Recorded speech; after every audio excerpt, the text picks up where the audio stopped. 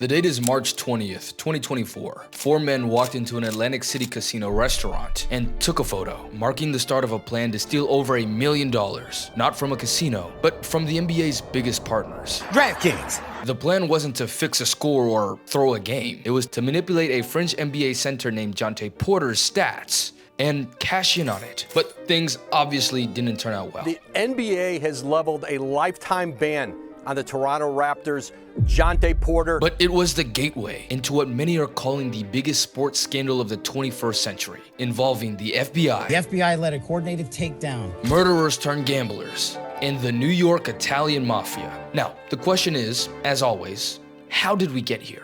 Well, before we continue, I just want to take the opportunity to say, called it. When Jontay Porter was initially caught, about a year ago now, I made a video calling sports gambling an epidemic, and that Jontay was patient zero. But even then, I didn't think it would be this big. In fact, this still just may be the tip of the iceberg. What's up, y'all? I'm KidKame11, and let's start where we last left off. So Jontay Porter was caught, and a year later, there are plenty of blanks that have since been filled. All we knew back then was about a trading group that Jontay had founded with a few of his online friends. But thanks to federal court documents and the amazing journalists that put together redacted information, we now have a much clearer picture on what actually happened with Jontay. From publicly available information, we saw that from at least 2021, Jontay Porter was addicted to gambling. The timeline tracks with a downward spiral that he'd undergone after being cut by the NBA before rejoining the Raptors in 2023. In that 2-year span from 2021 to 23, Jontay placed over 1,000 bets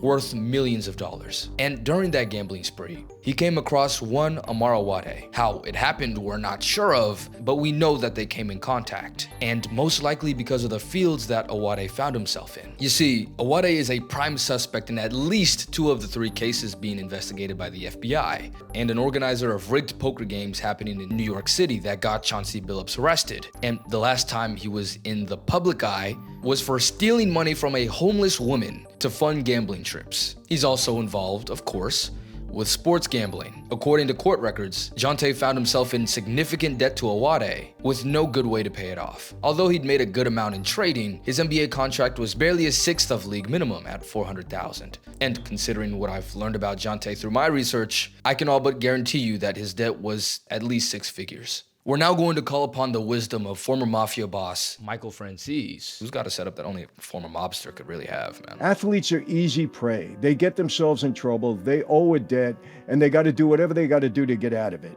You know, sometimes we have to intimidate them, sometimes they just play along with us, whatever. But it happens, and it's not going to stop happening. Why?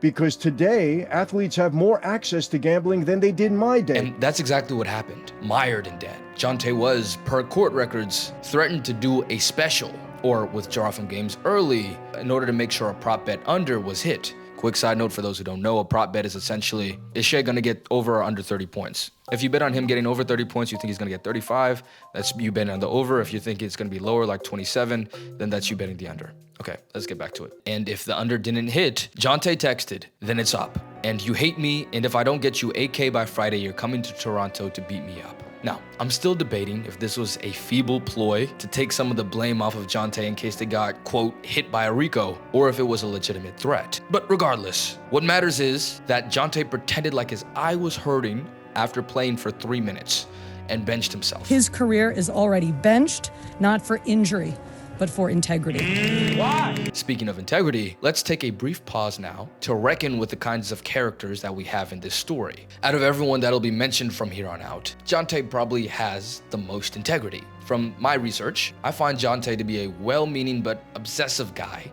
who is depressed because of injury and other issues, which turned him to dangerous thrills. Now, I know a lawyer's statement isn't exactly the golden standard for truth and transparency, but Jontay's lawyer did say this to the Associated Press. Jontay is a good young man with strong faith that will get him through this. He was in over his head due to a gambling addiction. He is undergoing treatment and has been fully cooperative with law enforcement. And yeah, it tracks. I mean, he's a kind of dweeby guy who let the rush get to him, but likely a nice person who wouldn't intentionally screw the next guy over. Now, our next guy, well, let's just say He ran up a tab at the barbershop. Need a lot of assistance. The dentist, the barbershop. Malik Beasley's public troubles began in September of 2020 when he was arrested for pointing a rifle at a family in a car that had been lost trying to find an open house in the neighborhood. When police arrested him, they also found a large stash of marijuana in his house, and he was sentenced to 120 days in prison and probation. He made it back home to his family. But then, just a few months later, he was spotted with Larsa Pippen I wish my bitch would try to pull Larsa Pippen in the mall while he was still officially with his wife Montana Yao. I had COVID brain. I had just had COVID. I was stuck in my house. I hadn't gone anywhere, and he was there, and he was like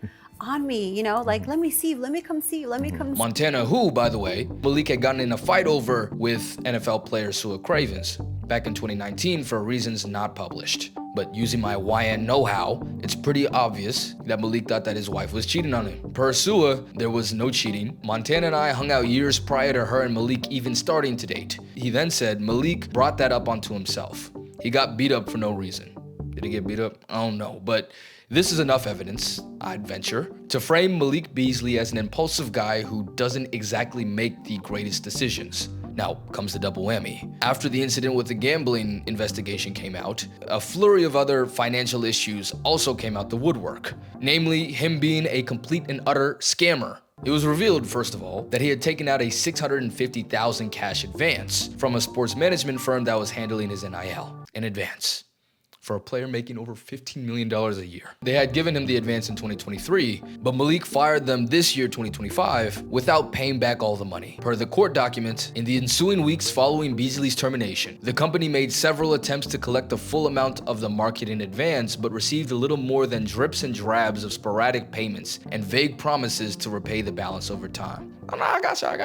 Don't even worry about it, man. I got y'all. It's on the way. Is essentially what Malik Beasley told the firm that he'd hired regarding the over $500,000 loan that they gave him. Now, I'm sure that you have people like this in your life. You lend a guy $50 and all you get in return is vague promises. And he probably used that $50 to buy these right here, the essential open earbuds from Raycon. This message is sponsored by Raycon. These open earbuds are as light as a feather and deliver great quality sound at an affordable price. They're perfect to use for a commute or a jog or even just working around in the house. I love to use them myself when I'm out traveling. It also comes with a case that lasts for 36 hours and the earbuds themselves last for 8 hours without a charge. So you got days upon days of non-stop listening. As we all know, Black Friday is around the corner. Raycon audio products are up to 30% off site-wide. From everyday essentials to the latest releases, it's the perfect time to upgrade your sound or get ahead on gifting. These early deals won't last long. Shop now before they're gone. Just click the link in the description or go to buyraycon.com/KipKame11open to save on Raycon audio products site-wide. Click on the link in the description box or go to buyraycon.com/KipKame11open to get 30% off Raycon's Black Friday and Cyber Monday deals. That's buyraycon.com/KipKame11open. Thanks to Raycon for sponsoring this video.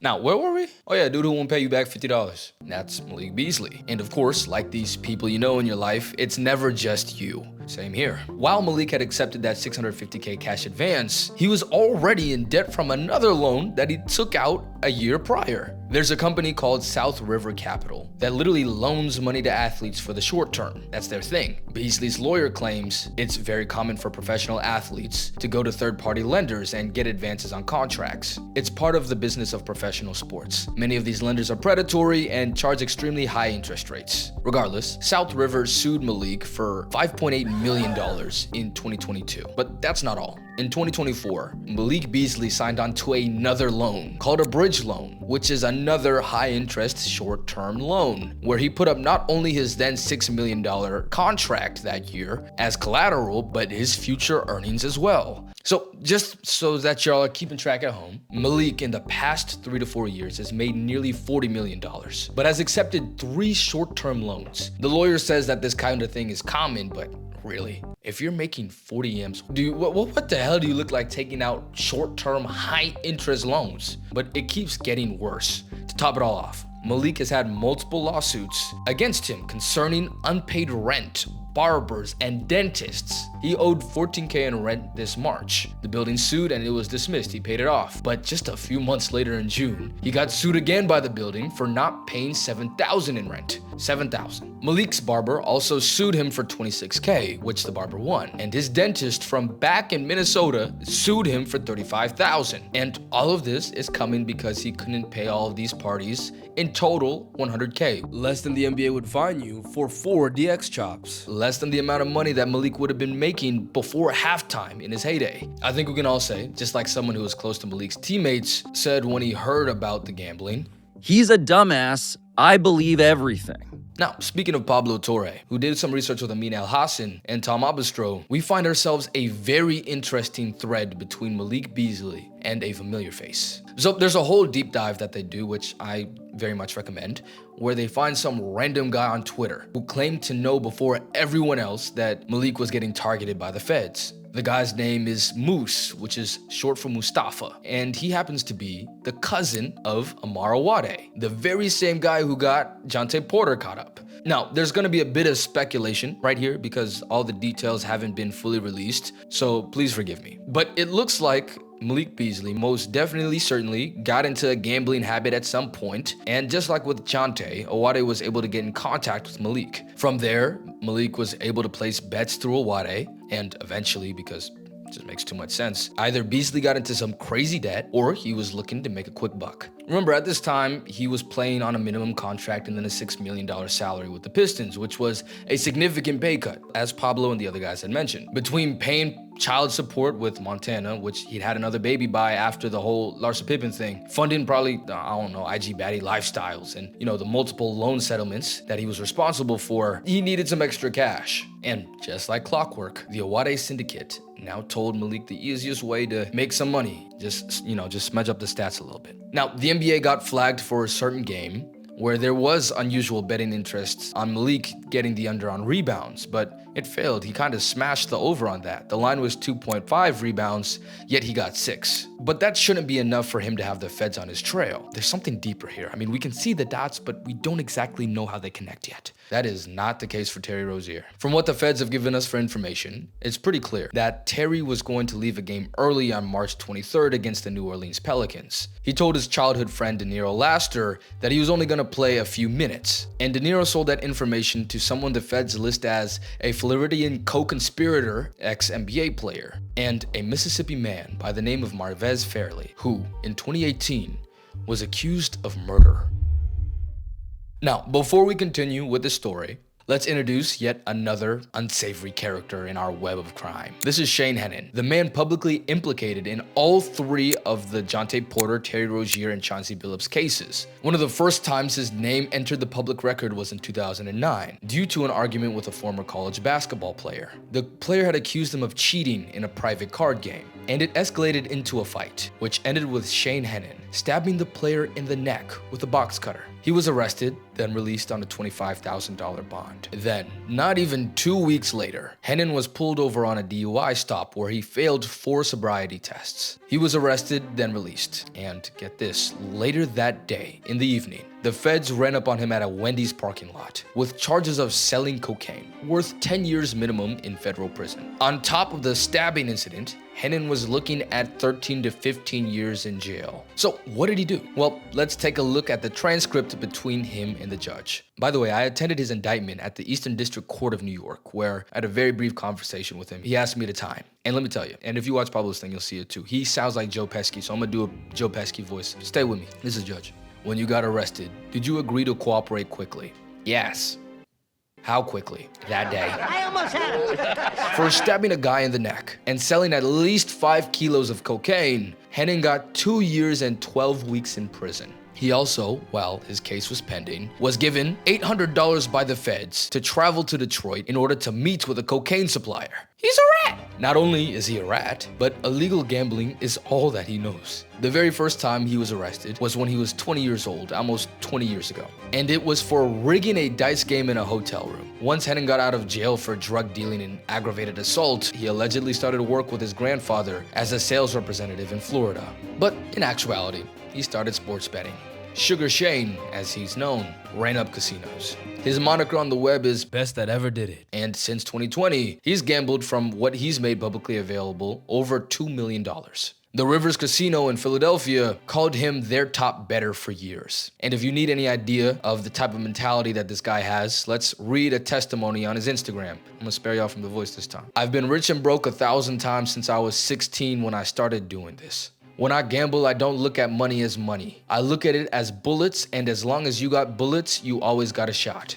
So that's the kind of character that we're dealing with here. And Marvez, who Shane Henning calls his partner, fits right in. In 2016, when Marvez was arrested for dealing marijuana, he and his brother told police that gambling was his only job, and he was unemployed otherwise. In 2018, Marvez's brother got robbed by a man named DeMos Daniels, an FBI informant who, although he was under the witness protection program from the FBI, turned back to a life of crime. Marvez called up 2 of his associates to set up a drug deal with Daniels next to an abandoned oil well, where they shot and killed him, as well as shooting his wife. As he was awaiting trial for murder, given that the shooter snitched on him, Marvez was arrested in 2019 for possession of an illegal firearm as a convicted felon, for which he was sentenced a year and a day in jail. While he was in jail, an officer by the name of Stephanie Wells was busted for sliding him a cell phone while in a correctional facility, a crime at least worth 3 years in prison. On top of the firearm charge and the murder, which was postponed because Marvez had tampered with potential jurors or witnesses, he was looking at 10 years in prison. He wasn't sentenced, however, until 2023. So during this time, Marvez, or Vez as he's known, took up the liberty to start Vizino Locks LLC,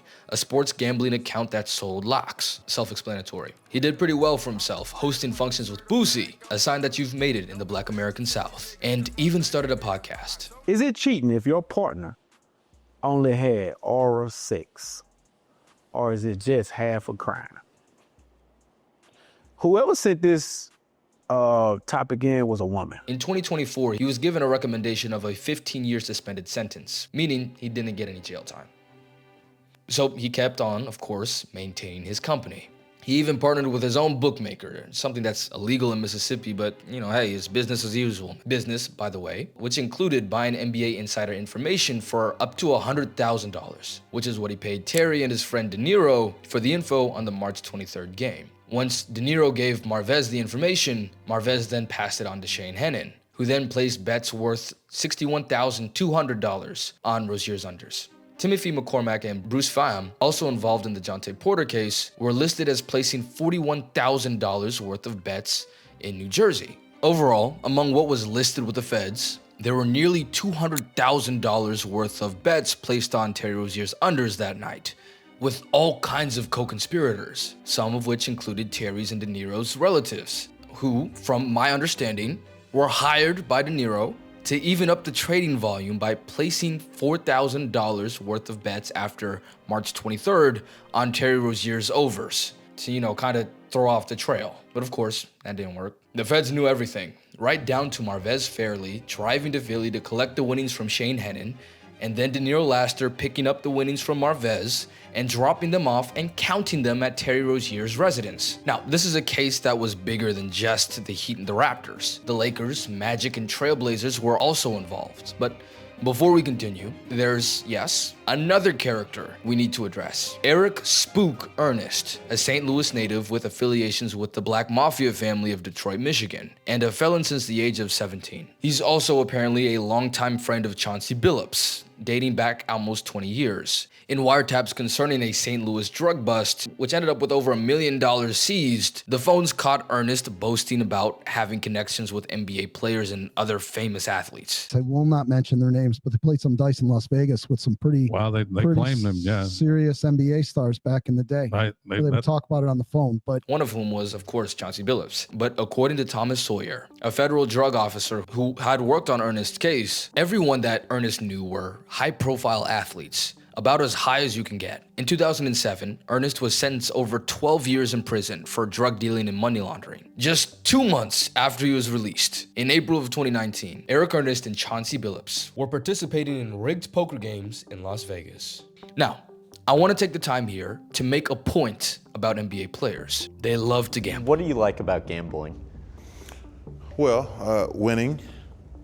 It's exciting to win money. Probably only won $1,000,000 5 or 6 times. but I've lost $1 million, somewhere between 10 and 20. I can't get an exact number because we're going back to the 80s. ISO Joe Johnson was on Shannon Sharp's and Chad Ochocinco's podcast reacting to the federal indictments. And this is what he had to say. When I was playing here in Atlanta, me, Josh Smith, Mike Bibby, Big Jason Collins, like we used to gamble, Ocho, and like when you get off the plane, if you won $7,000 or $8,000, that was a pretty good day. Right. You know what I mean? Boy, when I got to Houston, playing with James Harden, CP, and PJ Tucker, man, they getting off the plane owing each other $140,000. I said, I ain't playing with y'all. Wait, whoa. Time out. I ain't playing. I just used to watch. I used to watch. I ain't never used to play with them. Which brings us to the man that, before this, was best known for his outfit at the NBA Slam Dunk Contest, and for us younger folk, being the man who was the target of the J.R. Smith the Super Bowl in Cleveland. It was draft day. We just traded you to Milwaukee. That's how I found out after 7 years of service with the Nets. And Greeny, guess what? The Nets got better. Damon Jones was an undrafted NBA player who for 11 years bounced around in the NBA before settling in Cleveland between 2005 to 2008, where he developed a close relationship with one LeBron James. He hung around in the league for a few years after, but retired in 2012. In 2014, when LeBron came back to town, he got a job with the Cavs as a shooting consultant before becoming an assistant coach after Tyronn Lue took over the head coach position. T. Lue and D. Jones, by the way, are, at least according to Damon, best friends. Now, the thing is, Damon Jones is also a man who loves card games and reportedly often bet above his means. Jones made $22 million in his career, and by 2013, he filed for bankruptcy, and then once more in 2015. That brother was broke. And although he had his salary as an assistant coach, which was probably paying in the six figures range, he lost his job after LeBron left and Ty Lue was fired. In 2022, however, he'd made his way in LA to be with LeBron, but not for anything in particular. He was kinda just around, said one guy working with the Lakers. They weren't paying him, but he was apparently the designated, quote, vibes guy. He actually is, according to Dennis Schroeder, the reason behind this three-point celebration. It wasn't D'Lo. Apparently after Damon Jones would win a hand of poker or something, he'd pretend that he'd be whipping out a badge and say, freeze! And it caught on. But this doesn't change the fact that he was unemployed. As a man who allegedly longed to live above his means, this obviously wouldn't do. And of course, as a guy who loved to gamble, it's not hard to believe that he would have crossed paths with our big NBA gambling connect, Eric Ernest, in his time. I mean, seriously, here goes a guy with a direct connect to LeBron James, bankrupt and unemployed, and a big gambler. What else was gonna happen? Damon would send injury information regarding both LeBron and Anthony Davis to Eric Ernest, who would then pass the information to Marvez and his network of bettors. The feds gave us example of two cases, one on February 9th, 2023, where Damon Jones sent a text to a Brooklyn resident, who might be a Marwade, I don't know, saying, get a big bet on Milwaukee tonight before information is out. LeBron is out tonight. Bet enough so D. Jones can eat too now. That's how I think he said it. D. Jones did this one more documented time with Anthony Davis on January 15th, 2024, where he sent a text to Marvez sharing that AD was going to be playing limited minutes. For this information, Marvez gave D. Jones $2,500. Unfortunately for Damon, however, AD actually ended up playing his full amount of minutes, and Marvez asked for his money back. Damon then asserted that the knowledge he had at the time was good, which it was. I mean, AD's trainer that told him that he'd be limited. And one last message from D. Jones to another man involved with the poker games. I don't know how much the job pays tomorrow, but can I get a 10K advance on it? God really blessed me that you have action for me, because I needed it today, bad. Now, there's one final player in this whole crime game here, and it is, of course, the NBA Hall of Famer and head coach of the Portland Trail Blazers, Chauncey Billups. Now, there isn't any implication on him cashing in on games for betting or anything, which I know Adam Silver's just thanking every sacred object in his residence for that. From federal documents, it seems that he just mentioned to his pal, Eric Ernest, that the Trail Blazers would be tanking, and they'd be sitting out some guys. Eric then passed that information on to Marvez, and of course they did their thing. There's no mention of Chauncey knowing what was going to happen or participating in it in any way. But he still participated in illegal poker games happening in New York City with the New York Italian Mafia, helping scam people out of $7 million since 2019. Working alongside Damon Jones as face cards or famous ex-NBA players or celebrities that attracted rich people to these games. He was right there with murderers, thieves, and all-around lifelong criminals. And for what? The NBA is a ticket to prosperity for young, sometimes underprivileged athletes. But before they cash in on that ticket and damn near become superhuman to some people, they're still just people. right? People who can be easily influenced, people who can trust the wrong person, so on and so forth, right? There's something that the mafia boss said that I think hits this right on the head. The more access you give players, the more trouble they're going to get in. Bottom line, that's it. Because you're playing into their weakness. Gambling is an extension of their competitiveness. And guys that make big money lose big money. If you're making millions of dollars a year, it doesn't feel good to lose $100. That's nothing. You spend $100, you tip the waiter for $100. You're gonna bet big because you want to win big, and as a result, you're gonna lose big. Think of the characters we've mentioned so far. Malik Beasley, D. Jones, Jonte Porter. All three different paths, but all ended up making bad decisions for one reason or another. The ultimate one being money, which turned them to illegally betting. When the NBA started promoting sports betting, they were opening a door that could never be shut again. And they don't care, it makes money, duh. This channel could have taken plenty of sports gambling sponsorships by now, because there's a lot of money in it. There's a lot of money in advertising. But this kind of exposure is so dangerous. For my video last year, I interviewed the UCLA Gambling Studies Director, Dr. Tim Fong, and he said this about gambling. 1% of the general population walking around will have some sort of gambling problems within the last year. If you are that 1%, that's really difficult. We're talking large amounts of debts, all sorts of problems, emotionally, a lot of stress, addiction. Now, these are the most extreme effects, but we've yet to see what the full extent of sports gambling promotion is on younger players. Keishawn Butte placing hundreds of thousands of dollars on an account with his mom's name. Multiple MLB players getting suspended for betting. This isn't going to get better. We take a look at the collegiate level, and in just one investigation, where officers in Iowa very unethically and unconstitutionally tracked Iowa and Iowa State student athletes on their phones to see where they would place bets, they found 40 athletes who were betting, and about a dozen of them betting on their own games. This wasn't a huge crime or anything. The biggest thing that happened was about a $645 fine, but it's against NCAA rules, so 9 of them lost eligibility outright, and another 30 of them are facing suspensions. And that wasn't even close to being the end, because just this month, the NCAA suspended 6 players from 3 schools. From New Orleans, Mississippi Valley State, and Arizona State, after uncovering a betting ring that involved actual game manipulation. The court records show suspicious waivers placed on 5 different New Orleans games.